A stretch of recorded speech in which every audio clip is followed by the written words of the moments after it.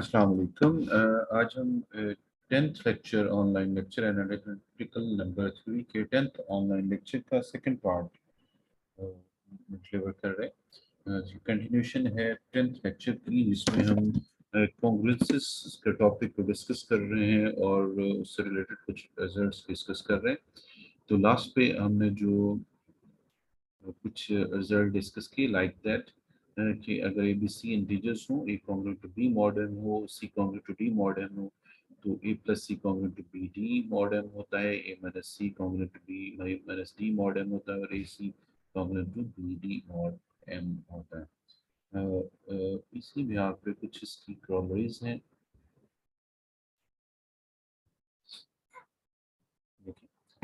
If A is congruent to B mod M हो, then NA is congruent to NB mod M for all n belongs to Z। तो एक तो इसकी direct इसको जोड़ा जा सकता है कि अगर A congruent to B mod M है, तो n कोई इंटीजर है Z का, तो n congruent to n mod M तो होते ही कॉन्ग्रुएंट जो है वो हमारे पास रिफ्लेक्सिव रिलेशन है। तो हर एलिमेंट अपने आप के साथ कॉन्ग्रुएंट होता है किसी भी मॉड के तहत, यानी n minus n answer is zero and m divides zero. So n is congruent to n mod m, a is congruent to b mod m. So a multiplied by n, yani n is congruent to n b mod m. So this is a very simple proof. यानी जहाँ पे c congruent d mod m था वहाँ पे, और हमारा answer आता था a c multiply a c congruent b d mod m। हम कह रहे हैं n is since n is congruent to n mod m, and A is congruent to B mod M, so A is congruent to NB mod M according to third property of this तरह। हमने C और D को fix कर दी n, और हम जानते हैं हर integer अपने आप को कॉन्ग्रुएंट होता है with respect to any modulus. एक तो हमारे पास ये पार्ट था, एक था कि अगर ये congruent to B mod n हो, एक और प्रॉब्लम ये है कि a raise to power n congruent to होगा b raise to power n, यानी इसको हम दो दफा भी लिख सकते हैं। अगर a congruent to B mod m हो और फिर हम कहें कि a congruent to B mod m है, तो ए congruent to b multiplied by b congruent mod m होगा। इस तरह इसको एक्सटेंड भी किया जा सकता है। हमारे पास आगे से आगे इसको बढ़ाया जा सकता है कि अगर a square congruent to B square modulo m हो और a congruent to B mod m है, तो यानी a congruent to B mod m से लिख सकते हैं a square congruent to B square modulo m, यानी a multiplied by a is congruent to b multiplied by b congruent to mod m, और फिर a congruent to B mod m और a congruent a square congruent to B square mod m। तो फिर हम right hand side को right side left से left multiply करेंगे, तो ए की थ्री कॉन्ग्रुएंट टू बी की थ्री मॉड है। सो इसी तरह अगर इसको एक्सटेंड करते रहे तो इन जनरल हम लिख सकते हैं कि a raise to power n is congruent to b raise to power n mod of m where n is positive integer। तो these are two properties of the above theorem। The fourth theorem is very important theorem. If na is congruent to nb mod m and n is any integer, nm where m is restricted integer, this is positive integer, and nm greatest common divisor is d, then we want to show is congruent to b mod m over d। यानी अगर n n b के congruent हो with respect to modulus of m, और n का जो A B के साथ same multiply हो रहा है इंटीजर, और मॉडलो वाले इंटीजर का आपस में ग्रेटेस्ट कॉमन डिवाइजर d हो, तो a कॉन्ग्रुएंट टू b होता है with respect to modulo m over d। देखिए, इसमें हम सपोज करते हैं कि हमारे पास एन ए जो है, यह थ्योरम कई दफा पूरा रिलेक्ट नहीं करते, कुछ चीज़ें अंडरस्टूड। सपोज करते हैं कि n is congruent to nb modulo m, and this implies m divides na minus nb। Since m divides na minus nb, so there exists an integer say q such that क्योंकि m इसको divide करता है तो ये m का multiple होगा, यानी हम इससे मल्टीप्लाई करेंगे तो ये आंसर आएगा। से m को जिससे मल्टीप्लाई करें इससे आंसर आएगा, वो सेंटी जगह हमने फर्जी नाम रखा है q. So n a minus n b is equal to m q. N को यहाँ से हमने कॉमन ले लिया, so n into a minus b is equal to b q. Since n m greatest common divisor is d, therefore d divides m greatest common divisor की property है कि वो जिनका greatest common divisor होता है उन दोनों को डिवाइड करता होता है। Therefore there exist integers m1 and n1 because d divides n and d divides m. So m is equal to m1d and n is equal to n1d.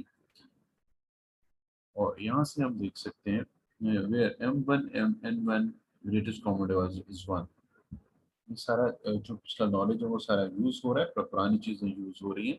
अगर इस नंबर को अपने ग्रेटेस्ट कॉमन डिवाइजर से divide कर दिया जाए तो यानी एन एन का ग्रेटेस्ट कॉमन डिवाइजर है, एन को डी से डिवाइड कर दें और एम को डी से डिवाइड कर दें तो नए वाले इंटीजर्स का आपस में रिलेटिवली प्राइम हो जाते हैं, इनका ग्रेटेस्ट कॉमन डिवाइजर 1 होता है।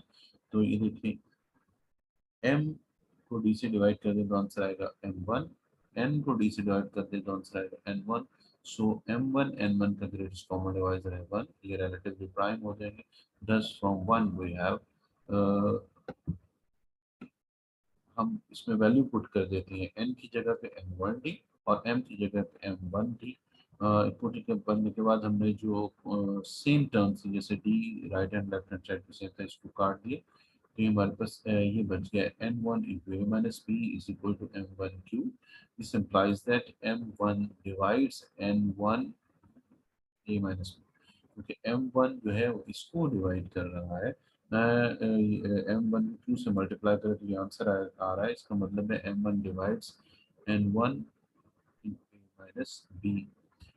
और हम जानते हैं कि अगर a BC को डिवाइड करे और A का B के साथ ग्रेटेस्ट कॉमन डिवाइजर 1 हो तो A C को भी डिवाइड करता होता है। तो ये प्रॉपर्टी हम यहाँ पे यूज करते हैं। M जो है इन इन दो इंटीजर्स के मल्टीपल को डिवाइड कर रहा है और इनमें से एक के साथ M1 का डिवाइड करने वाला का ग्रेटेस्ट कॉमन डिवाइजर 1 है, तो बाय रिजल्ट M1 डिवाइड करेगा A1 A minus B को। Follows that m1 divides a minus b, hence a is congruent to b mod m1 और m1 की यहाँ वैल्यू पुट कर देते हैं जो कि है m over d, so is congruent to b mod m over d and this is the इसकी corollary देखिए, if an is congruent to bn हो with respect to modulus n, then nm and nm का greatest common divisor 1 हो तो a is common to B होता है mod M. तो इसी रिजल्ट को यहाँ पे यूज किया जा रहा है। यहाँ पे ग्रेटेस्ट कॉमन डिवाइजर डी है, तो अगर ग्रेटेस्ट कॉमन डिवाइजर हमारे पास एन और एम का अगर ये 1 होगा तो यहाँ पे 1 आ जाएगा, तो a common to B mod M.